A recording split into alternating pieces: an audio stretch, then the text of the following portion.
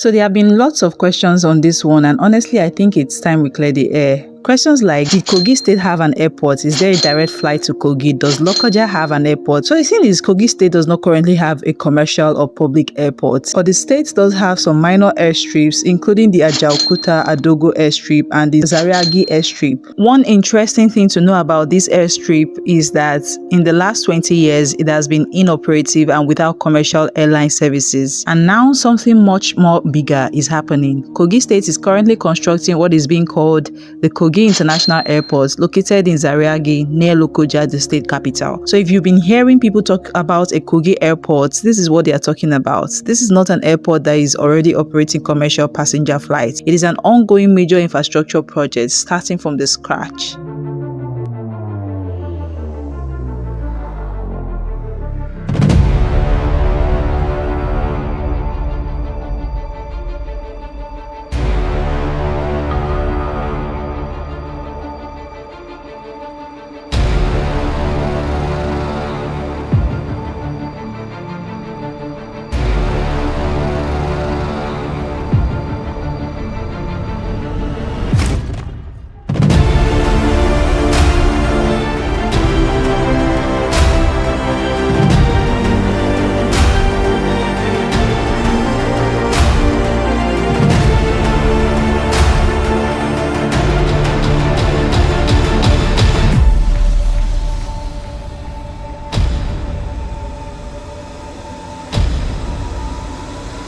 The project was formally handed over to contractors in April 2026 by Governor Ahmed Osman Ododo, marking another major step toward the construction of the airport. And this project is expected to completely change the way people move in and out of Kogi State.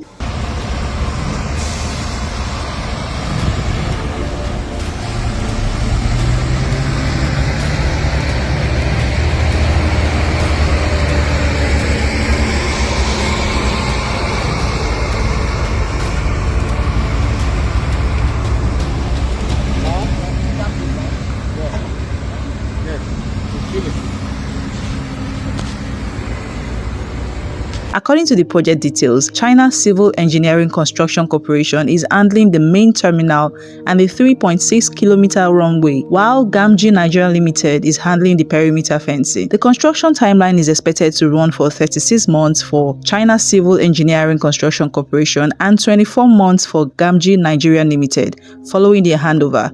And the proposed airport is expected to have a capacity of about 250,000 passengers annually, alongside specialized cargo and logistics facilities. Now, why is Kogi building an international airport? This is where it gets really interesting. Kogi sits in a very strategic location right between Nigeria's northern and southern corridors. The airport is being positioned as more than just a place where passengers will board and land aircraft. It is expected to become an economic gateway for the state. And most importantly, the airport is also being positioned as an alternative landing site that could help reduce pressure on the Nnamdi Azikiwe International Airport in Abuja.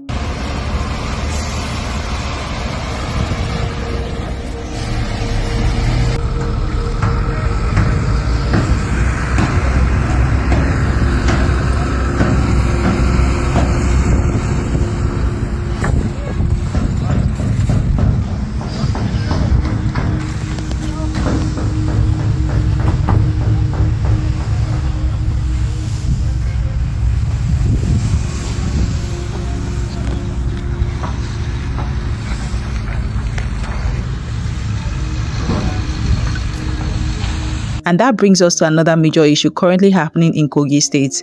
Security. Residents and travelers are still dealing with serious security concerns on some of the state highways. A video has emerged showing the terrifying moments kidnappers reportedly began shooting at travelers along the Itobe road in Kogi State.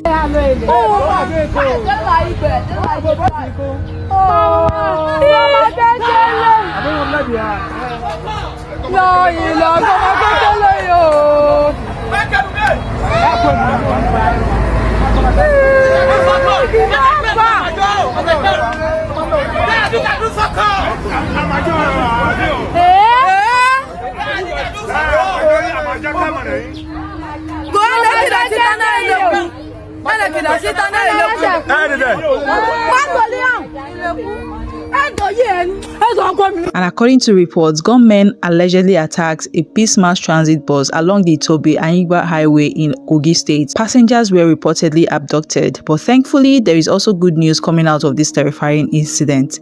Security forces have rescued 15 passengers, including 3 children, and this is particularly important because among those rescued were children. According to the reports, all passengers were eventually rescued safely. However, the incident did come at a cost. One vigilante was killed while a police officer was injured during the operation.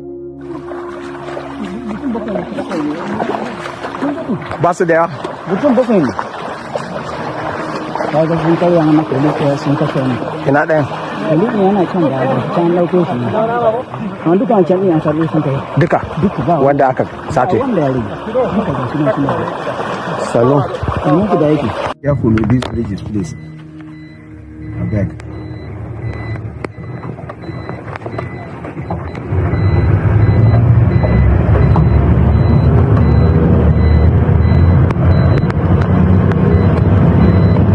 These people now, only God know what they don't go through.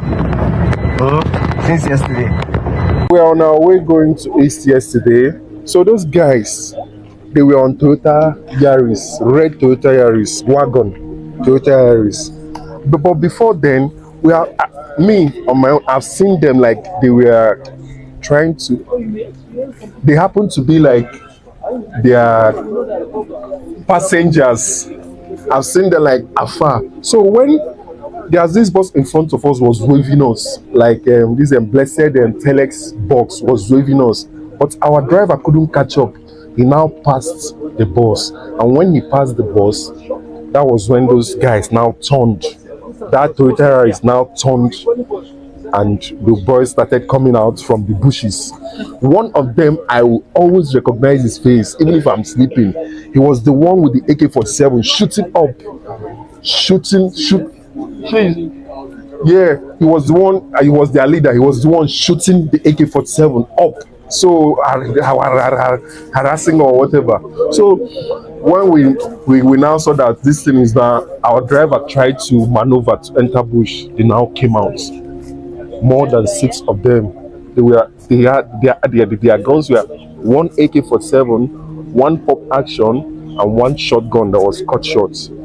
So they took us from our bus inside the bush, far away, as in we are going very, very far. But inside that bush, we could be hearing buses passing. And that yesterday, we were hearing siren outside around that 8 to 9. So I was telling my guys, maybe this thing rescue guys, so because we had like 2 gunshots that night. The siren will go up and it will come down, it will go up. Maybe they were searching, but they couldn't locate because those guys, they are amateurs with big dreams. They had informants, I believe, because they were moving us from here to here to here. Even today, this morning, they moved us from where we were yesterday to the present place.